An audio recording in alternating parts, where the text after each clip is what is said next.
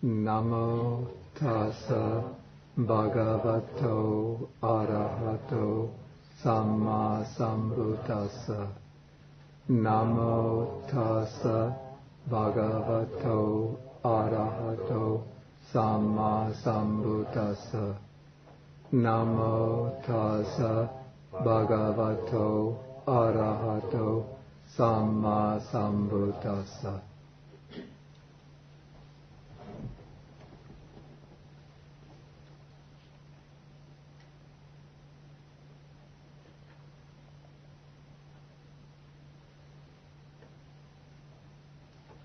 Good evening, everyone.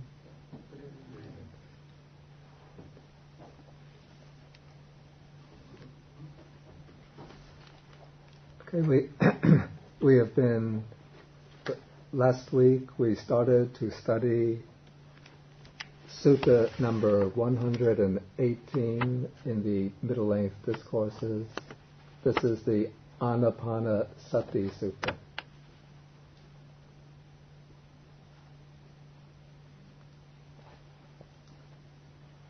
And last time, after the introductory section, we entered into the section, the heart of the sutta, which deals with the practice of mindfulness of breathing. And I dealt with where we left off last time. I explained what are called the first tetrad, that is the first group of 4 stages in mindfulness of breathing.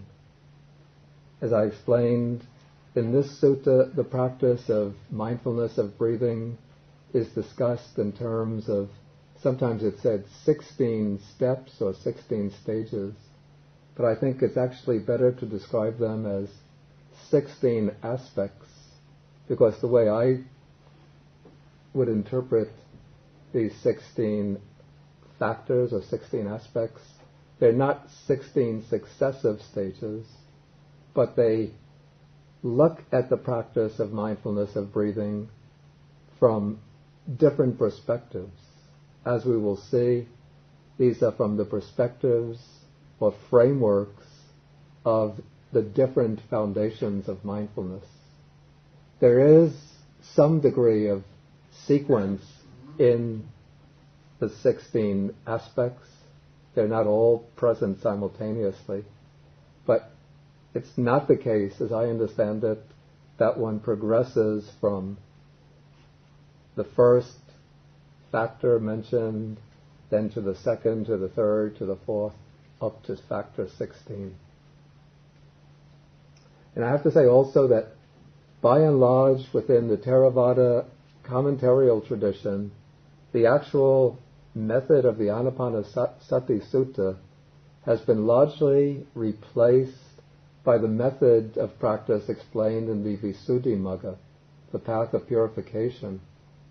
So though there are some teachers who still hold to the method explained in the Anapanasati Sutta, but most traditional Theravadan teachers take the Visuddhimagga method as the authoritative method, in which the objective is you use mindfulness of breathing, you focus the area around the nostrils,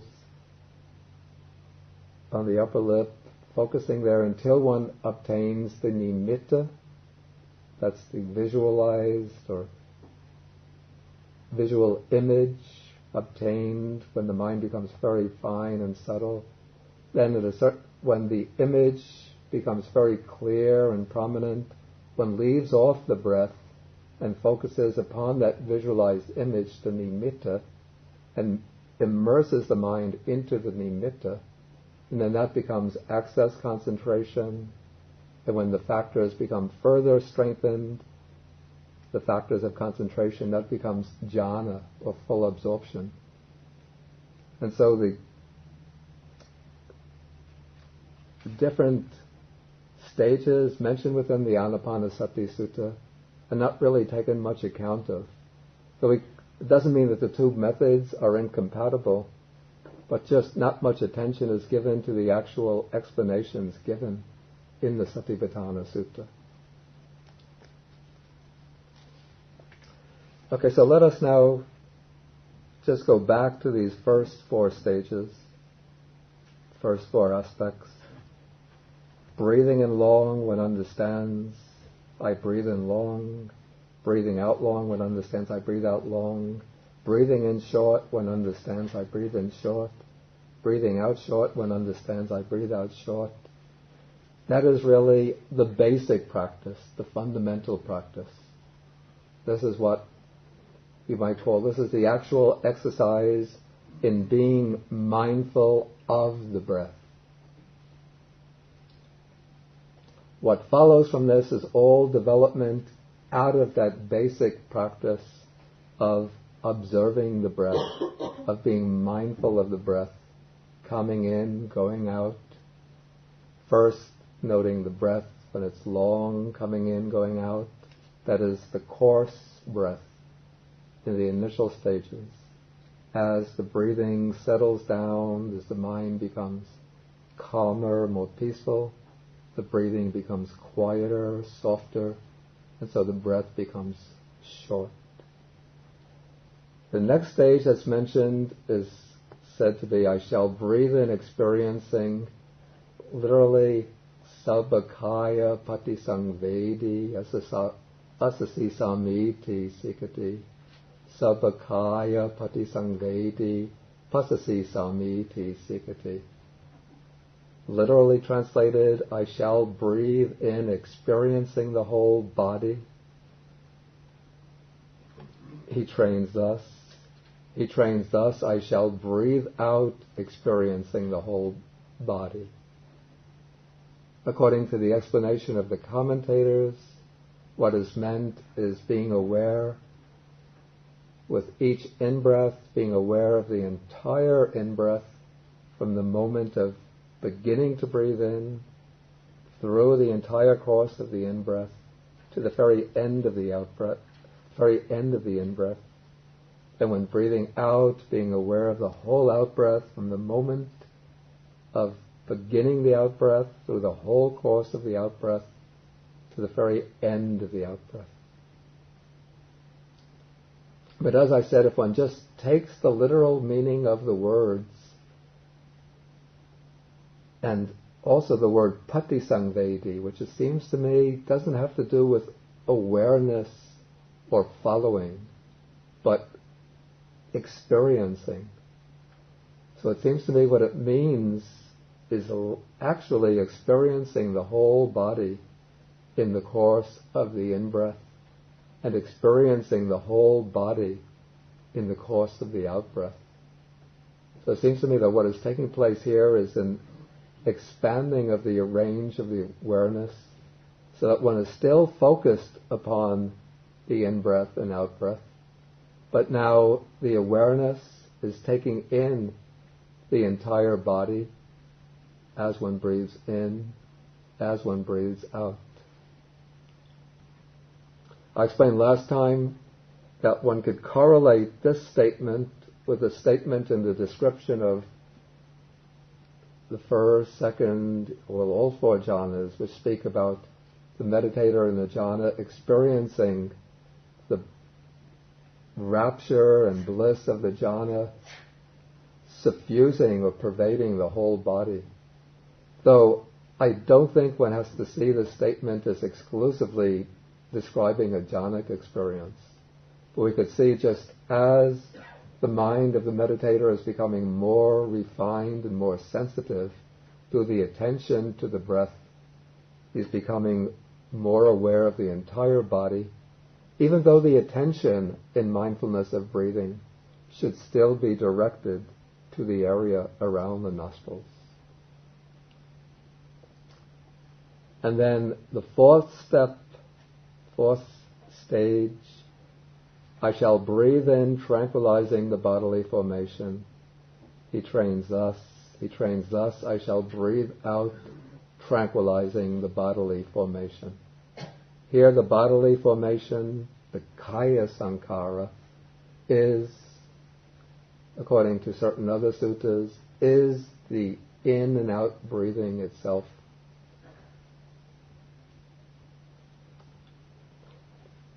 And as the attention to the breath, the awareness of the breath becomes more consistent, more refined. The breathing itself naturally settles down, becomes more peaceful, more tranquil.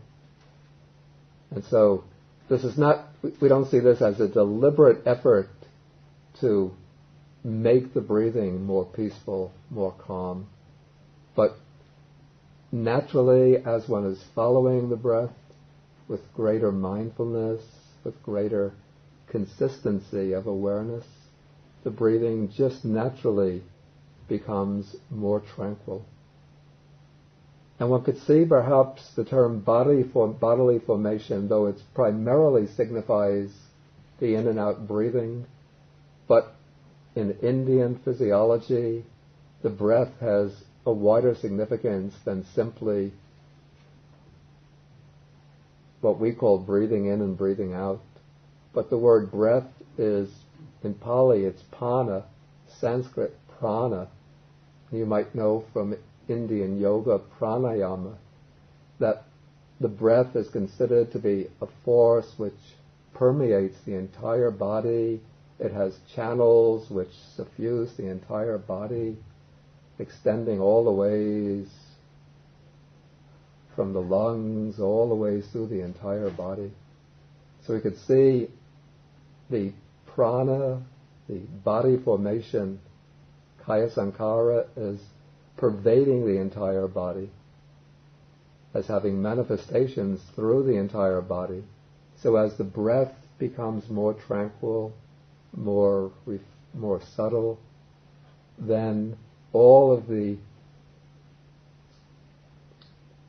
branches, the ramifications of the breath throughout the body also start to become more subtle, more tranquil. Okay, now with paragraph 19, we look at the process of mindfulness of breathing from a new perspective. This is now a perspective of inner experience, rather than looking at it in, you might call, somatic terms, in physical terms, what is taking place in the body. Now one is starting to see what is happening in terms of subjective experience. So he trains thus: I shall breathe in, experiencing rapture or joy. He trains thus: I shall breathe out, experiencing rapture. Piti patisangvedi asasi samiti sikati. Piti patisangvedi pasasi samiti sikati. And you see, here we have that word again, patisangvedi, that same word that occurs in the previous paragraph in relation to experiencing the whole body. That word patisangvedi. It's not simply being aware of rapture, but it's experiencing it.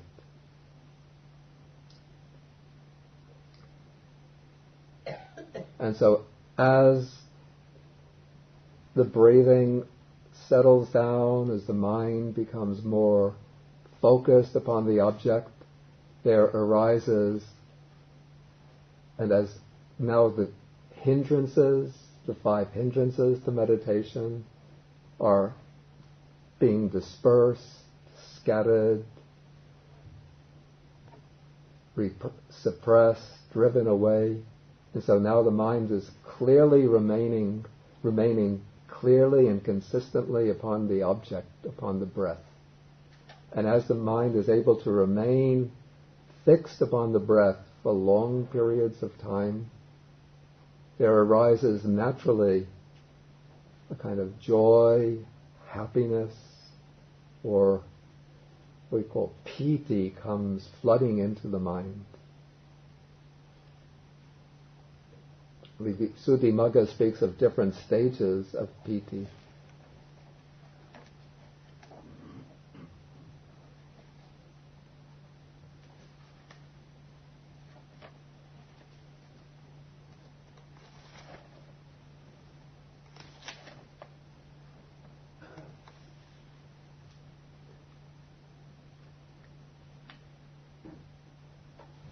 It speaks first of what's called minor rapture, then momentary rapture, then showering rapture, which is rapture felt like a shower falling all over the body, then uplifting rapture, which is rapture felt almost so strong as though it's able to lift the body up, and then pervading rapture, which is rapture as though it's pervading the whole body.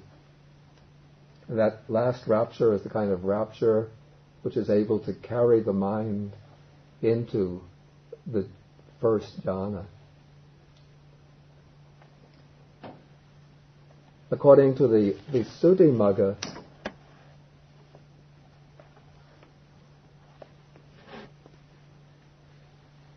this stage of mindfulness of breathing, in which one is experiencing rapture, is identified with the attainment of the first and second jhanas based on mindfulness of breathing.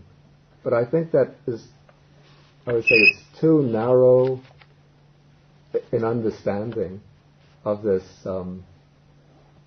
statement.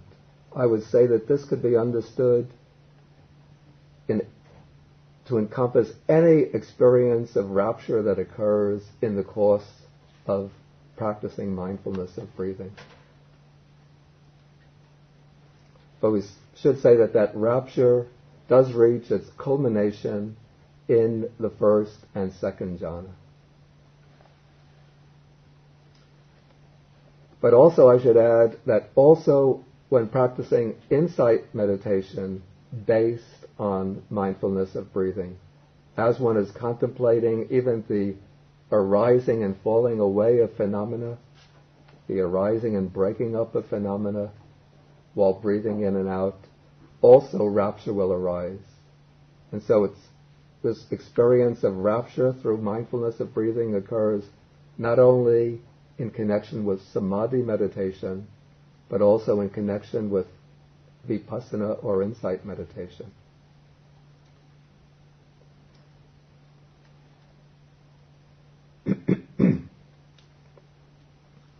Okay, the next stage, he trains thus: I shall breathe in, experiencing pleasure or happiness or bliss. This is sukha. He trains thus: I shall breathe out, experiencing pleasure. This is sukha patisangvedi, pasasi samiti sikati. Sukha patisangvedi, pasasi samiti sikati. Okay,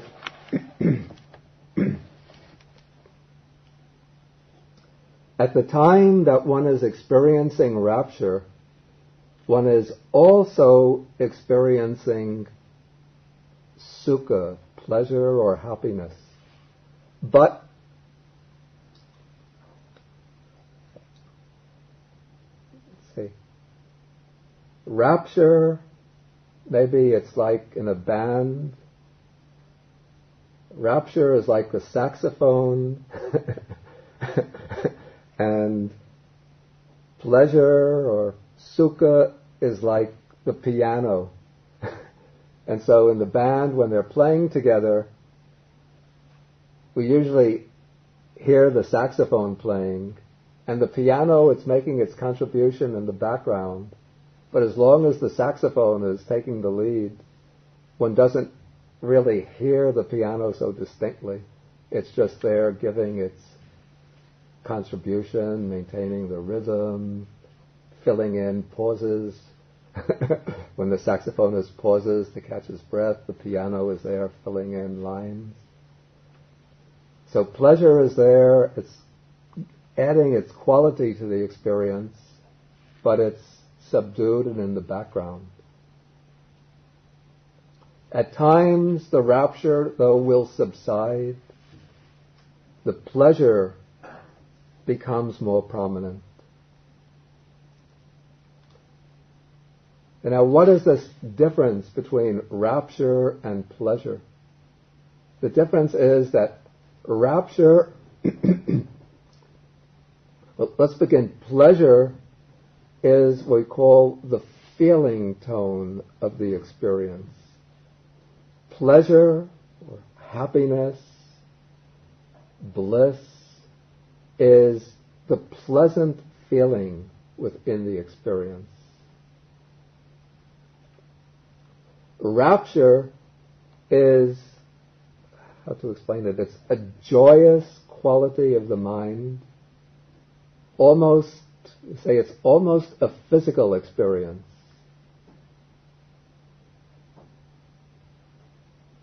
So technically it's a mental formation, but it's much more physical in its nature.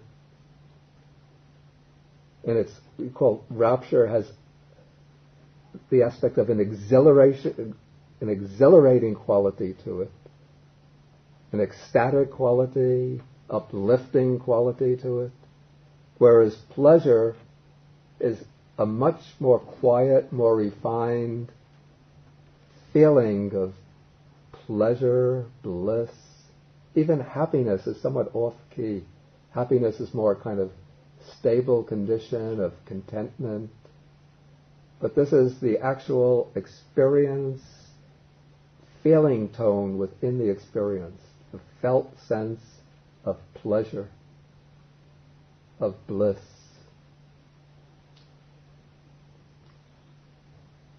And so initially, rapture is more prominent, but when the mind becomes more accustomed to the rapture, then rapture will subside, pleasure or bliss will become more prominent. But the two will go together, hand in hand together, into the first jhana. And so the first jhana is described as having vivekajam piti sukham. It has the rapture and bliss born of seclusion from the five hindrances. In the second jhana, also rapture and pleasure are present together. Samadhi jang piti sukham. This is the rapture and pleasure born of concentration. But then in the third jhana, you see, rapture is a coarser state than pleasure. So in the third jhana, the rapture will fall away and pleasure remains as the feeling tone in the third jhana. But in order to experience pleasure as distinct from rapture, it's not necessary to go into the third jhana. But even in the preliminary stages of mindfulness of breathing, one could turn the attention, once one gets accustomed to the rapturous, the mood of rapture, one could turn the attention away from the rapture, let it subside into the background, and turn the attention to that feeling of well-being, the feeling of ease, the feeling of just a feeling of pleasure, of satisfaction, of bliss. And that will be the experience of pleasure.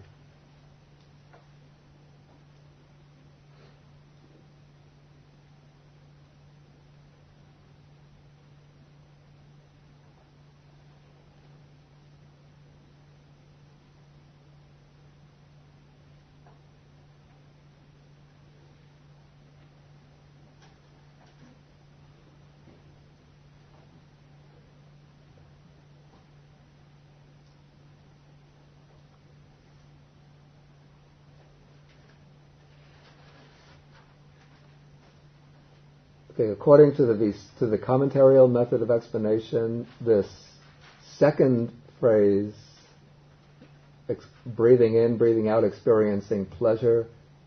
This refers to the third jhana based on mindfulness of breathing. But again, I think that's too narrow in understanding. I take it to refer to any experience of pleasure, bliss that occurs in the course of practicing mindfulness of breathing, whether in the course of developing concentration or in the development of insight. Okay, now the third phrase, third stage. He trains thus, I shall breathe in, experiencing the mental formation. He trains thus, I shall breathe out, experiencing the mental formation.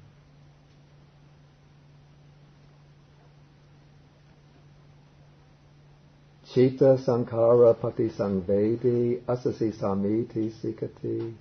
Chitta sankhara pati sangvedi pasasi samiti sikati.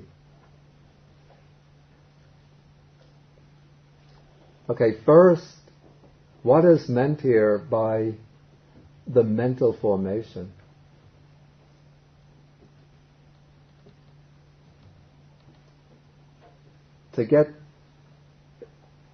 There must have been an early commentary on this sutta in order to understand it. Because for us now, in order to find out what's meant by the mental formation, we have to go to another sutta, not spoken by the Buddha, but spoken by a bhikkhuni, a nun called Dhammadina. Fortunately, it's in the Majjhima Nikaya, it's number 44. I referred to it last week to get the body formation.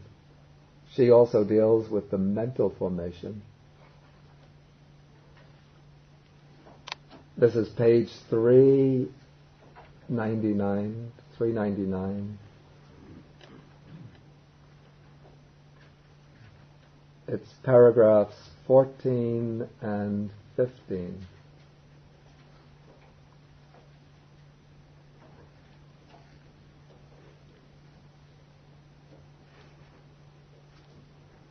This is her former husband, the lay follower Visakha, asks her,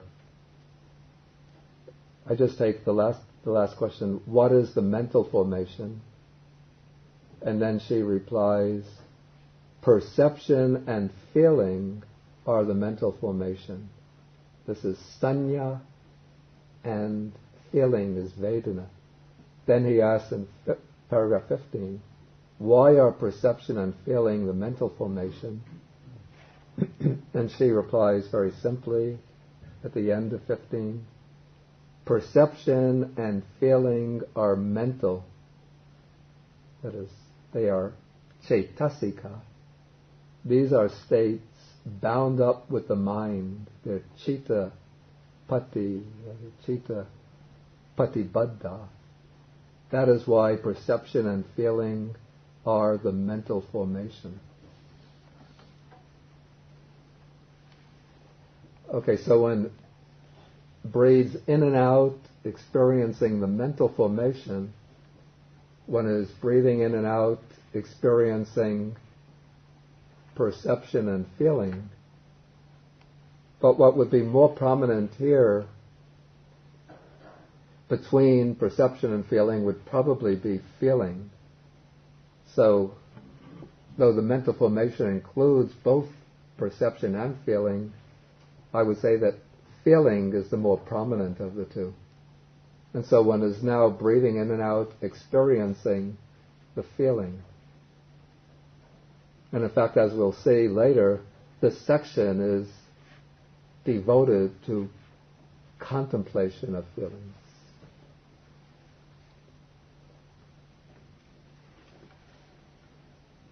But now when one is experiencing pleasure, pleasure is also a feeling. So this raises the question, what is distinctive about experiencing the mental formation rather than simply experiencing pleasure? I would say that in this stage, the mind is becoming more finely focused, the attention is becoming sharper, and so one can focus more consistently on feelings from moment to moment, so that one could observe whatever feeling is occurring from moment to moment in continuous succession, so that one is not just able to attend to the more prominent feeling, for example, pleasure, as in the previous stage, but one is able to attend to the feeling in continuous succession, the feeling occurring on each continuous moment that one is, while one is attending to the breath, breathing in, breathing out, one is also observing the feelings that occur along with each in and out breath. And also, mental formation as referring to feeling will have a wider range simply than experiencing pleasure. Perhaps at this stage, if it's really deep concentration now, painful feelings will have been left behind, but the mental formation can also include the feeling of equanimity, upekkha vedana, feeling which is neither pleasant nor painful. That's a more peaceful, more subtler, more peaceful feeling than pleasant feeling.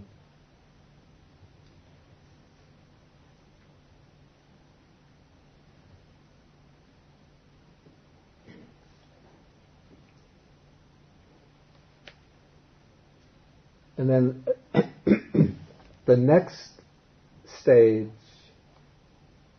there's a typographical error.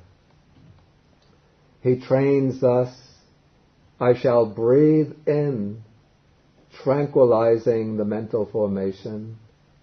He trains thus, I shall breathe out, tranquilizing the mental formation. Pasambayang cita sankarang asasi samiti sikati. Pasambayang cita sankarang pasasi samiti sikati.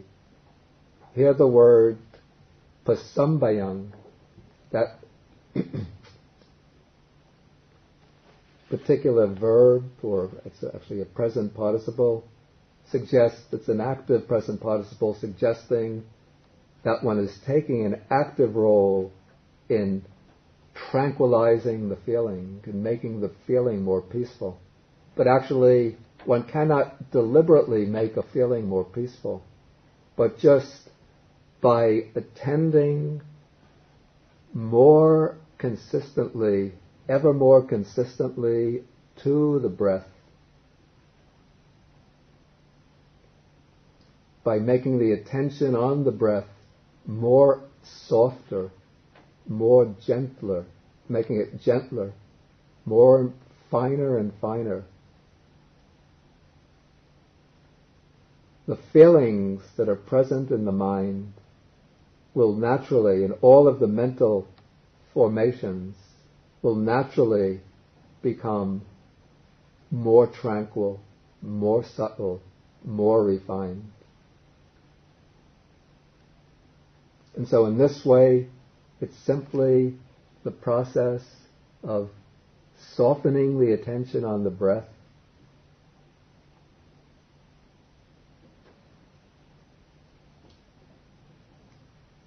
that enables the mind to become more tranquil and the various factors in the mind to become more tranquil.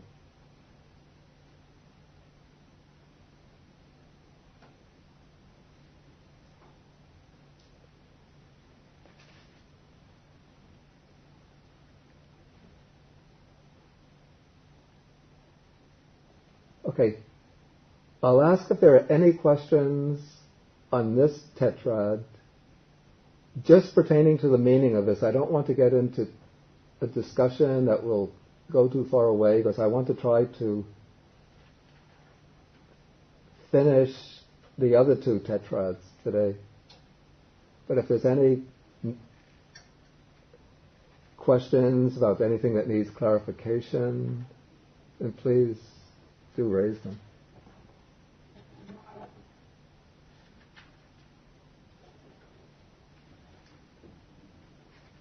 Peter? We were talking about in the third step, the expand and encompass the whole body. Maybe this is going to be too detailed, or it takes too long to explain, but I don't really understand the difference between focusing on the nostrils, being aware of the whole body. Isn't awareness where the focus is? No, awareness can have a wider range than where the focus is. The focus will be on a particular point, but awareness can take in a wider range.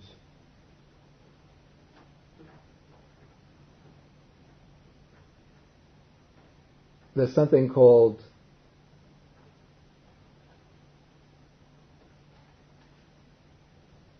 I don't remember the name for it, a particular sense.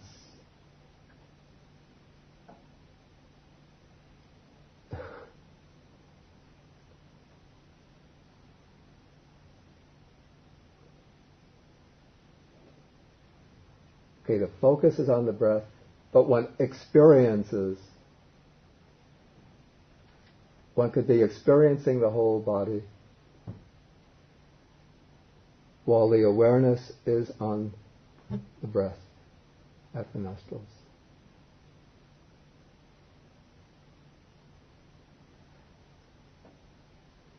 That's the way I... Yes? I've already thought of feeling as pleasant, unpleasant, neither pleasant or unpleasant. Yeah. Not much gradation, pretty coarse, it's either pleasant or unpleasant. But when you describe feeling here, it seems to be to have more gradation. Talk about softer feelings. Softer feelings. Yes. The basic tone of feeling is either pleasant, painful, or neutral feeling. Neutral feeling is equanimous feeling that's neither painful nor pleasant. I spoke about attention being softer, and when the attention becomes softer, then the mental formation, which includes feeling, this feeling and perception, becomes more tranquil. So the feeling becomes more tranquil, but it will be a feeling that is pleasant. In this stage, I don't think there's painful feeling, but I think it will be either pleasant feeling or equanimous feeling becomes more tranquil, rather than a grosser. They can be in the early stages, say, when the mind becomes concentrated, pleasant feeling, but since the mind is still in a grosser state, that pleasant feeling is more like a powerful bliss. But as the attention becomes softer, more refined, that bliss softens down or quiets down, becomes more tranquil, more sort of more quiet bliss rather than a heavy, loud, prominent bliss. It's like the saxophone, instead of playing a very loud, fast rock, rhythm and blues number, it's now playing a very soft, but gentle, lyrical number.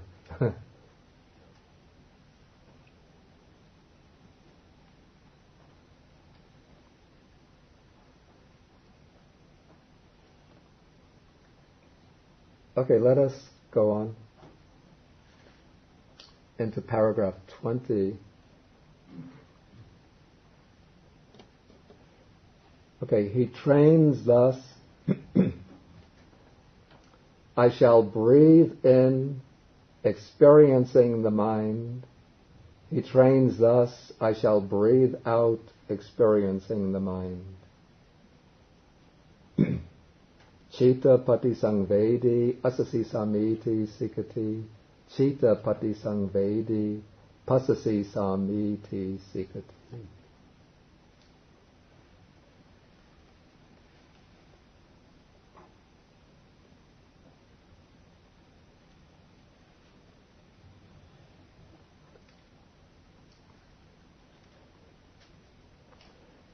Okay, now in this paragraph, again the process of developing mindfulness of breathing has now shifted into a new framework, a different framework.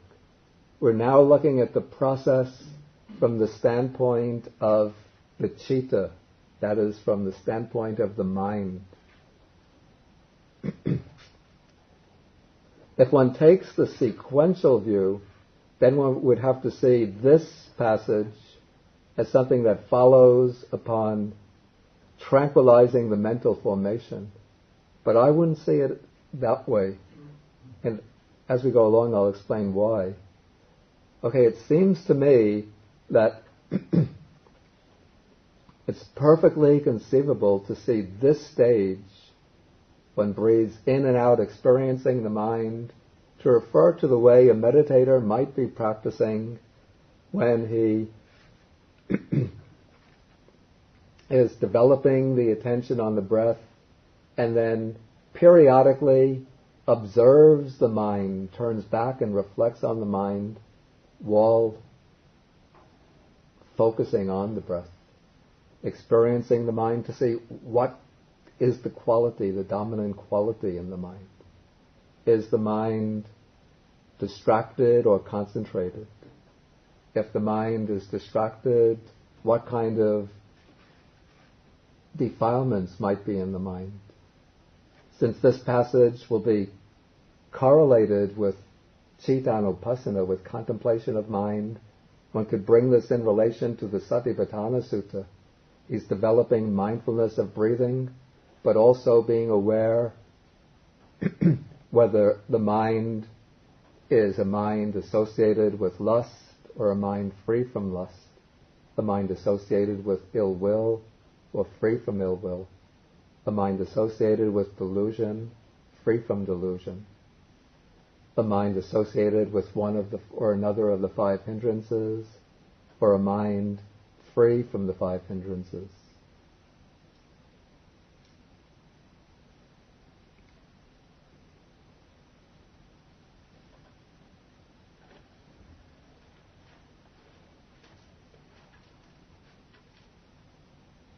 And it will reach its culmination when the meditator experiences the mind as a mind that is free from the hindrances, a mind that is now temporarily free from the influence of lust, hatred, and delusion. Then we come to the next.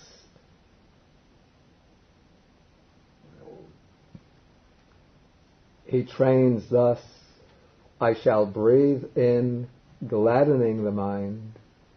He trains thus, I shall breathe out, gladdening the mind. Abhipamodayang chitang asasi samiti sikati.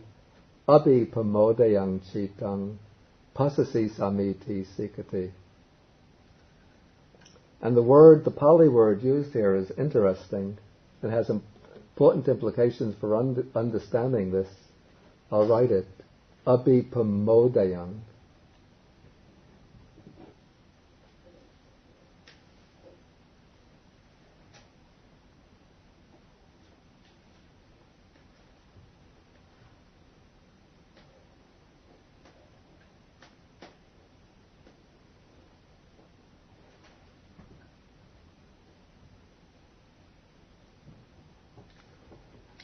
Yeah, the word abhipamodayang, which is translated here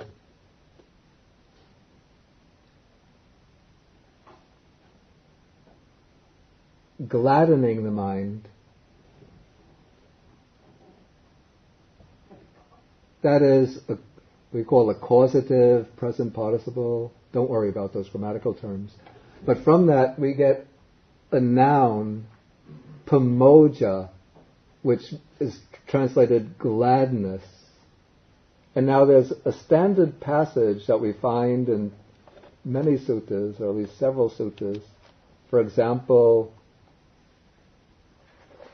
one example see, Sutta number 7, I believe.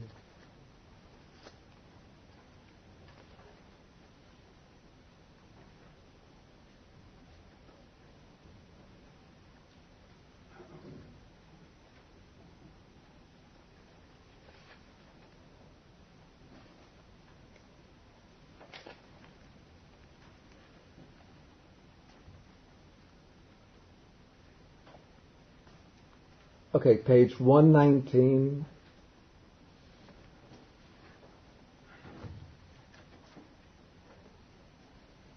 Paragraph 8. The Buddha is speaking about a monk who's given up defilements and gains confidence in the Buddha Dhamma Sangha, or here in the Buddha. Then we have the passage,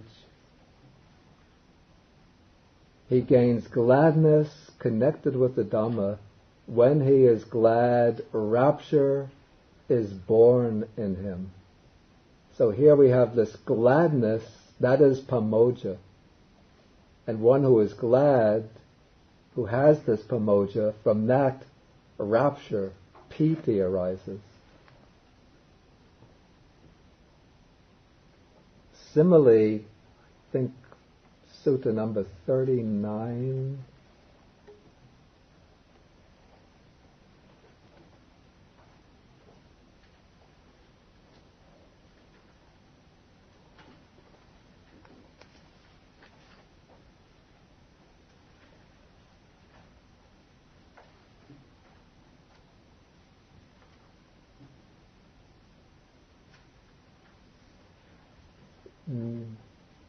No, it comes in the Digha Nikaya version, not in the Majjhima Nikaya version. But anyway, you do get this sequence elsewhere in somewhat different forms, but it comes quite a few times in the Anguttara Nikaya. From gladness, one who gains faith, when one has faith, from faith arises gladness, from gladness arises rapture, from rapture arises tranquility, from tranquility arises happiness, sukha, from happiness arises concentration. Okay, so this is why I would not take this passage on the mind to be following in a sequence from the passage number 19, but to be showing the same, basically the same process from a different angle. Because here, just as in paragraph 19 begins with the arising of rapture, here we seem to be going back even to an earlier stage with infusing the mind with gladness. And gladness is the condition for the arising of rapture. But basically we could see gladdening the mind is the act of bringing rapture into the mind. And one can't really deliberately bring gladness or rapture into the mind, but just when the mind becomes more and more consistently focused upon the breathing, as the hindrances subside, then this gladness, joy, spontaneously starts arising and flowing into the mind. And then one just has to let the mind settle into the breath, soften, merge with the breath, and this gladness will become more and more pervasive, more and more, will suffuse the mind more and more broadly.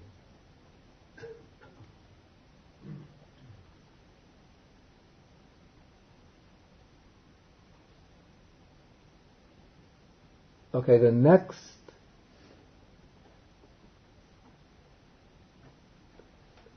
stage, the next aspect, he trains thus.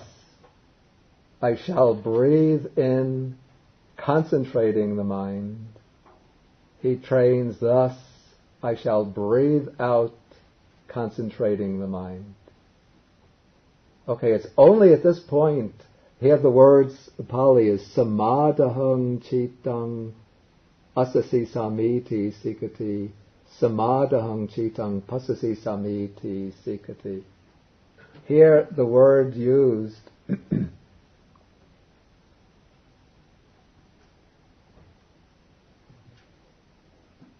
samadaham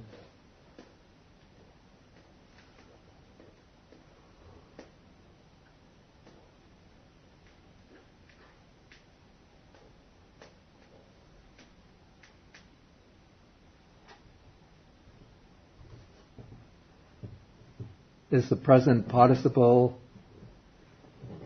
from which we get the noun samadhi.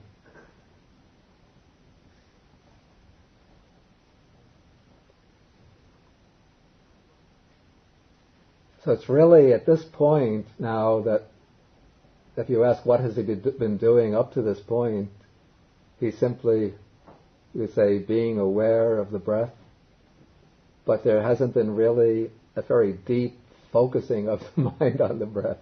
It's only at this point now where gladness, or you could say joy or rapture, have arisen in the mind, and the mind has now become happy, very blissful, that one is really able to get very deep samadhi, deep concentration.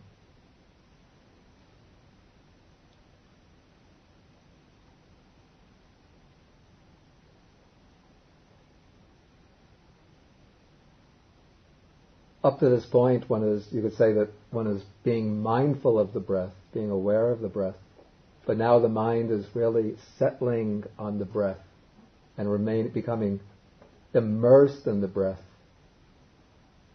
So that you could call it this stage, the mind is entering into the Anapanasati Samadhi, the concentration arisen from mindfulness of breathing.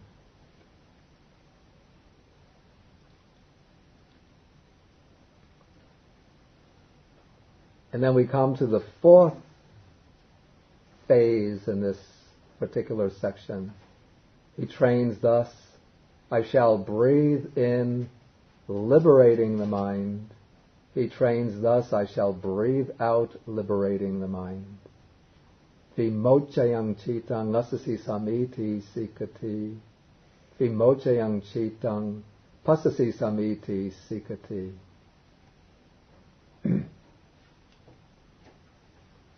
And if one reads this and takes it at face value, it seems at this point he's liberating the mind from all defilements, getting rid of all the obstacles. And so once he gains liberation, no more point for any further training. But I think I have to agree with the commentary here that this doesn't mean that one is gaining final liberation, ultimate liberation, but rather what is meant is as one goes on, one finds subtler and subtler obstacles, and as one comes as one encounters those obstacles, one is able just to release them from the mind simply by becoming aware of them and letting them go. In the initial stages, it's liberating the mind from the 5 hindrances, from distracting thoughts, as one breathes in, as one breathes out. If, as one is going for deeper concentration, when one comes into the first jhana, to go to the second jhana, one has to liberate the mind from vitaka and vichara, applied and sustained thought. One has to let them go. To go from the second jhana to the third, one has to let go of rapture, piti. To go from the third jhana to the fourth, one has to let go of the pleasant feelings, sukha, till one comes to a state of equanimity.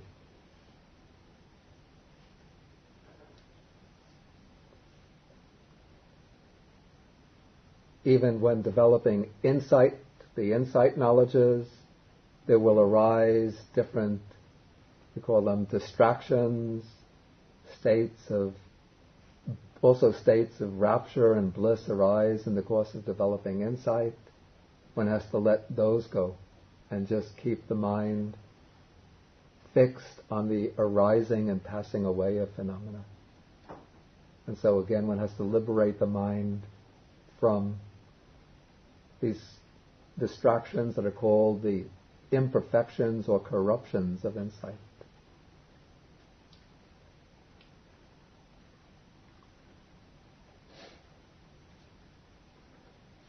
Okay, then I'll go directly into the fourth tetrad.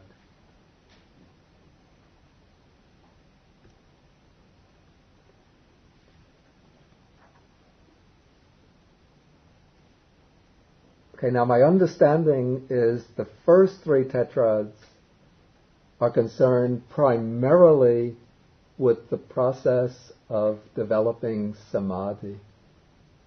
Samadhi is concentration, or samatha, tranquility, serenity meditation.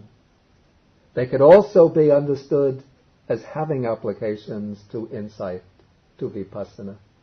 But the emphasis is on developing samadhi. But with the fourth tetrad, we go purely and entirely into the domain of insight. He trains thus, I shall breathe in, contemplating impermanence. He trains thus, I shall breathe out, contemplating impermanence. Aniccanupassi asasi samiti sikati. Aniccanupassi pasasi samiti sikati. Okay, now after having reached the desired level of concentration, the meditator will turn the attention away from the simple in and out breathing as a bare object of focus in order to concentrate the mind. And now one will be observing the breath in order to note the changes taking place in the process of breathing. Paying attention to the subtle changes in the rhythm of the breath, the changes between in-breath, out-breath, breaking the breath down into the phases of beginning, middle, end,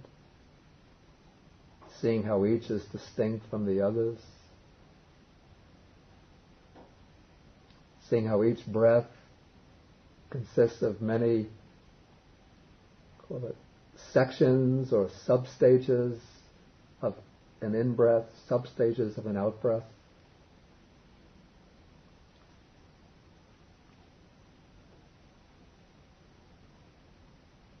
And as one starts attending to the in and out breathing in this way, one is starting to observe how each subsection of the breath is distinct from every other subsection of the breath. Each one arises, subsists for a moment, and vanishes. Each arises, subsists for a moment, and vanishes. So one is now observing impermanence in the body, the impermanence of rupa. And what is observing this change in the in-breath, change in the out-breath, is the mind and the mental factors, consciousness and its associated factors. And the mind and the associated factors that are observing the changing in-breath, the changing out-breath, are changing along with the changes in the in-breath and out-breath. And so the mind and mental factors are different at each moment of observation from the mind and mental factors at every other moment of observation. And so in this way, based on the discriminating observation, a discriminating attention to the in and out breath, one starts to see impermanence in all five aggregates. Changes in the in and out breath, changes in the rupa, in the rupa khandha, the aggregate of form, changes in the mind, the consciousness that's observing that, and the associated mental factors, changes in the mental aggregates.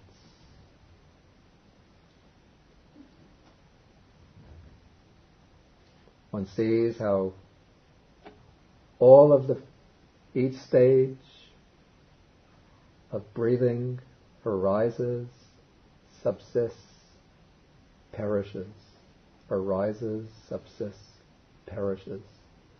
And this is the insight into impermanence.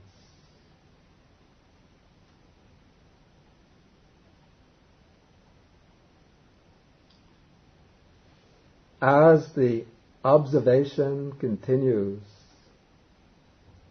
and the concentration, focusing becomes finer, steadier, more consistent,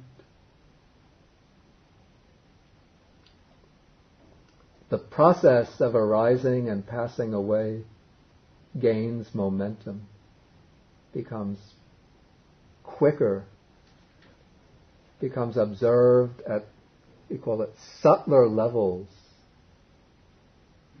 of occurrence, until one is observing the arising and passing away occurring at very extremely subtle levels, occurring very rapidly.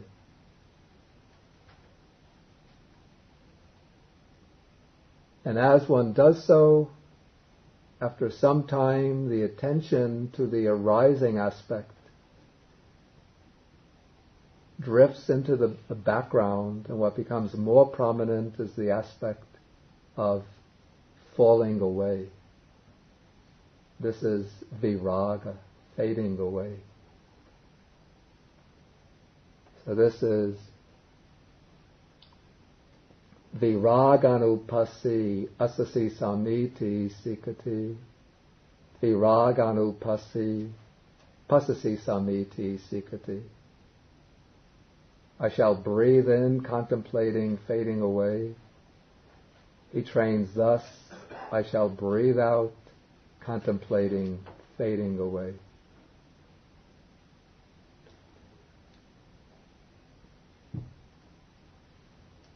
And as the attention focuses upon the fading away or vanishing of the phenomena, all of the bodily phenomena in the act of breathing, so that as one breathes in, moment after moment,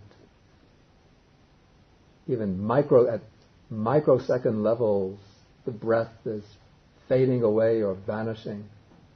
And all of the mental factors observing the breath also fading away and vanishing. Okay, as one is observing this, the attention is again shifting to a finer and still sharper level of observation, until one is now just observing cessation, the moment of cessation, one moment of cessation, after one moment of cessation, after one moment of cessation. So it's just almost like a continuous string of moments of cessation.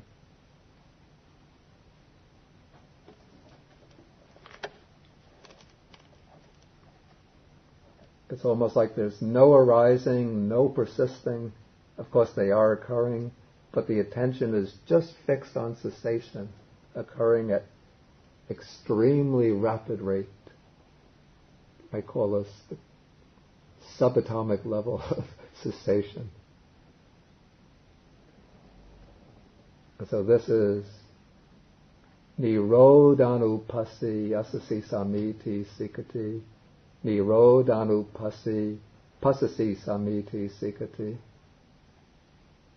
Observing cessation, I shall breathe in, contemplating cessation. He trains thus. He trains thus, I shall breathe out, contemplating cessation.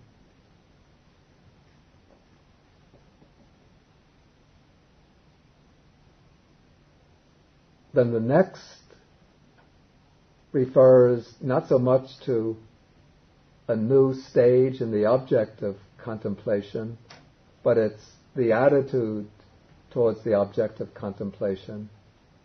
He trains thus, I shall breathe in, contemplating relinquishment. He trains thus, I shall breathe out, contemplating relinquishment. Pati nisaganu pasi, asasi samiti sikati. Pati nisaganu pasi, pasasi samiti sikati. Here, because one is contemplating this rapid cessation of all the bodily phenomena observed in the breathing, all the mental phenomena that are observing the breathing, and so one is seeing that all of these five aggregates that one has always been clinging to and taking to be I and mine are just this impermanent combination of impermanent factors, always ceasing, breaking up and ceasing. One now starts relinquishing or giving up the attachment and identification with the five aggregates.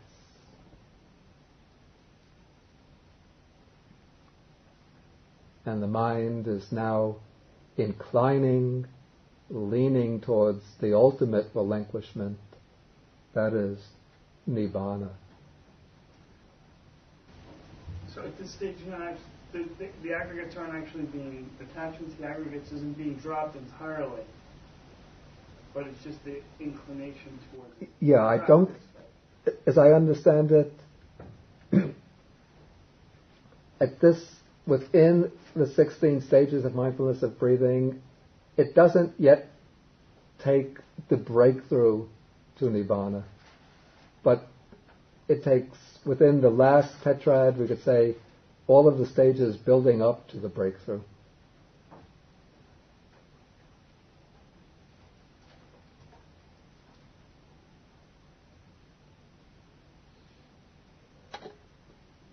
Okay, and then just the concluding sentence, the Buddha says, that is how mindfulness of breathing is developed and cultivated so that it is of great fruit and great benefit.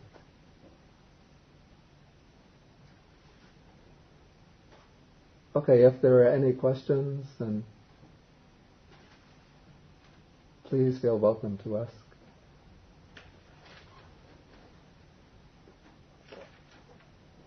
Dr. Murray?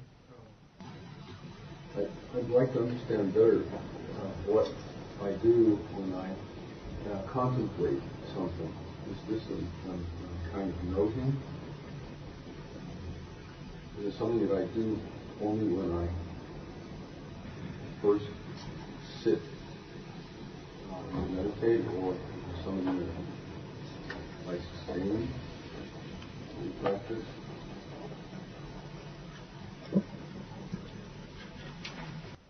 Let us see in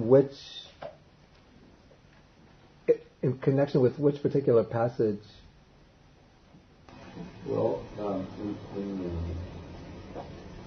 he says, he trains thus, and then in quotes, I shall breathe in, experiencing rapture in all of these sessions. He trains thus, and in quotes, I shall breathe in, experiencing the mind, and so forth. I'm not clear what I do when I... Yeah. Actually, the way I would understand it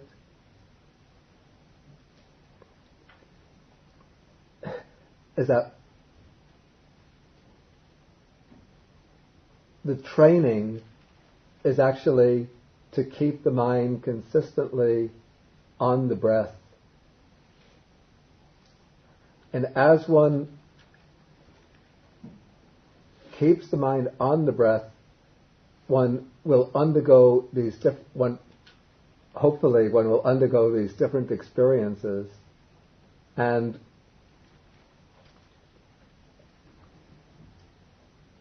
one notes these different experiences as one goes through them. Though I would think somebody who gains some degree of accomplishment with mindfulness of breathing could probably deliberately go through these stages, making each one a determination to go through and focus, say, if one wants to go through the stages of rapture, pleasure, then experiencing the mental formation, tranquilizing the mental formation, one can go through it in that, taking that particular pattern. Again, if one has the mastery over it, one could instead take the pattern going through the mind, having the ability to keep the mind steadily on the breath. One can then shift it into the mode of begin with experiencing the mind, then just through a slight volition, bring gladness into the mind. When gladness arises, then one can then just concentrate the mind, and then through a slight volitional effort, liberate the mind from each obstacle along the way to deeper and deeper concentration. But in the initial stage, for practical purposes, I would say in our own personal training, the emphasis should be on the first tetrad.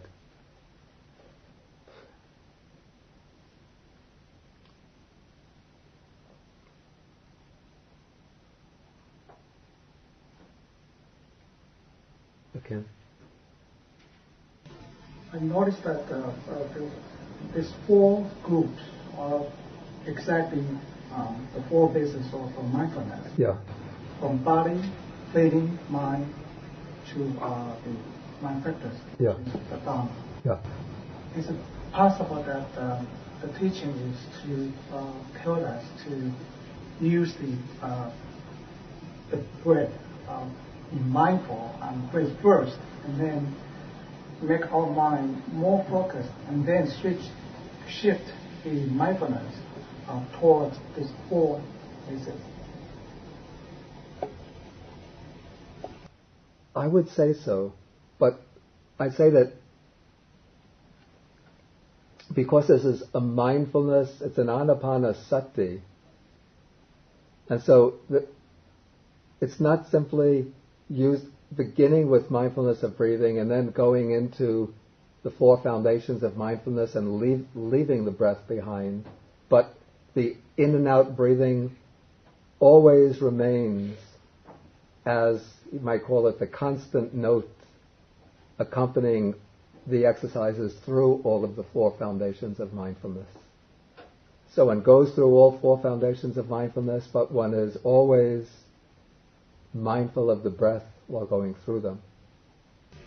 One of them has to be more prominent. Yeah. Either the breath or Yeah. the other object.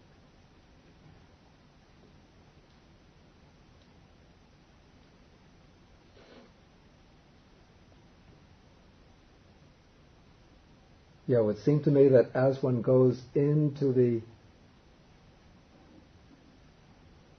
other sections, say as rapture, if the feeling becomes more prominent, the rapture, pleasure, then there's still some background awareness of the breath, but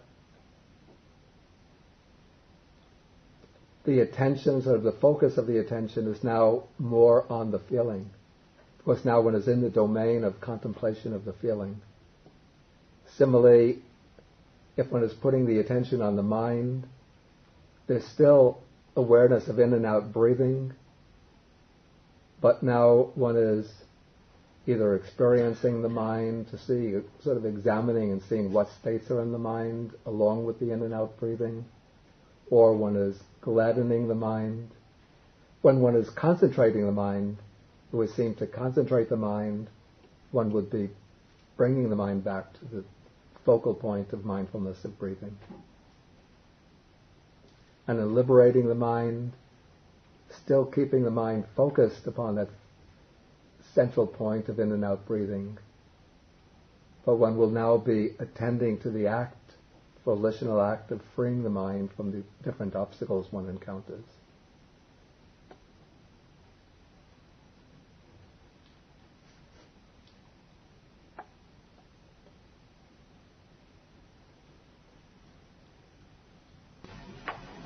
The four groups of training, the first three sets are really the development of the samadhi. And the last one is really for the insight meditation. Yeah. Do you really need to reach the samadhi to continue the next one, the fourth one, or you can just... Okay. The question is whether one really needs to develop samadhi to go into the section on vipassana meditation.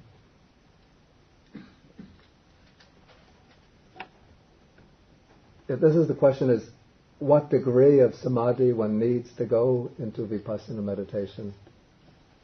And there are many different opinions about this. There will be some who say samadhi is not necessary at all, you just begin directly with vipassana. There'll be some teachers who say you have to get jhana before you can do vipassana meditation. My view is that some samadhi is necessary for the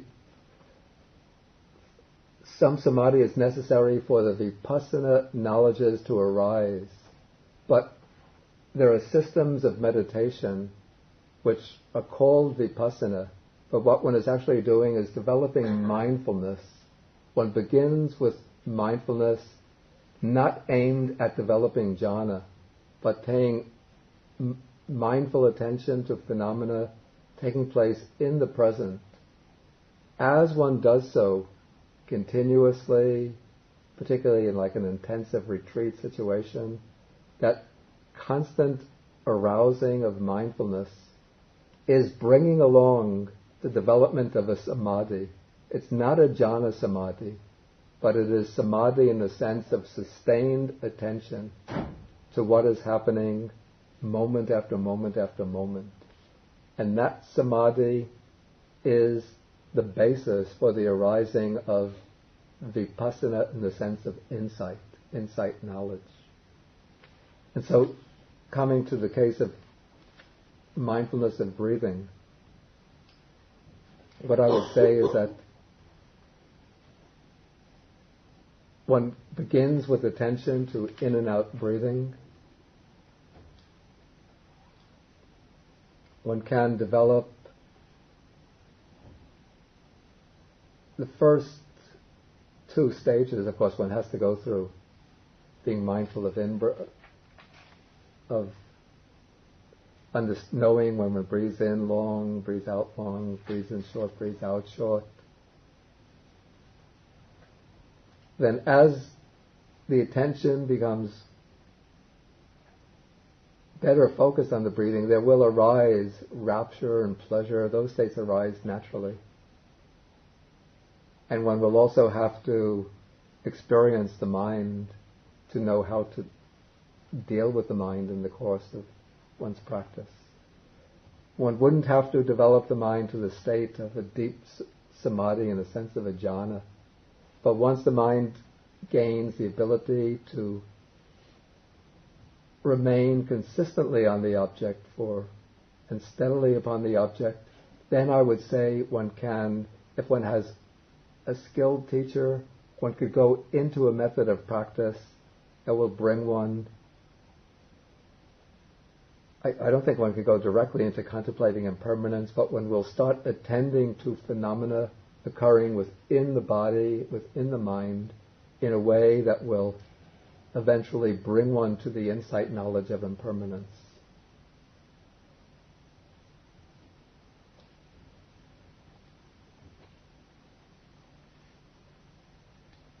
I think we have to stop now. It's getting late. It's gotten late already. Okay. we'll start by dedicating the merit to the devas and other beings. And tonight I want to make a special dedication of merit. This very great Burmese monk who has been teaching in America for many years. He is also one of the co-authors of the Comprehensive Manual of Abhidhamma. His name is Venerable Usilananda. He's an old Dhamma friend of my own. Today in California he underwent surgery for a brain tumor. And let us all dedicate the merit from this Dhamma discourse, listening to the Dhamma, dedicate the merit to him in the hope that he will have a successful recovery from this operation.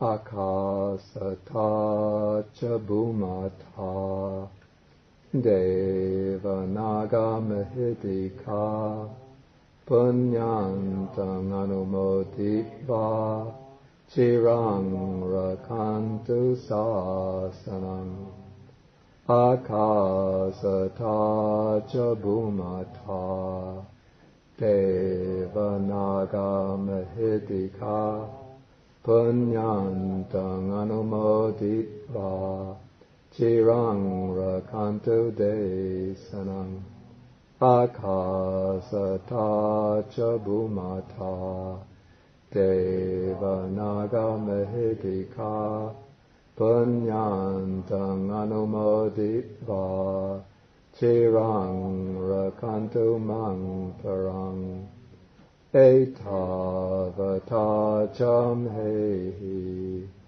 sampadang punya sampadang sabbe devanumodantu sabba sampati siddhya etavata cham hehi sampadang punya sampadang sabbe bhutanumodantu sabba sampati siddhya etavata cham hehi sampadang punya sampadang sabbe satanumodantu sabba sampati siddhya.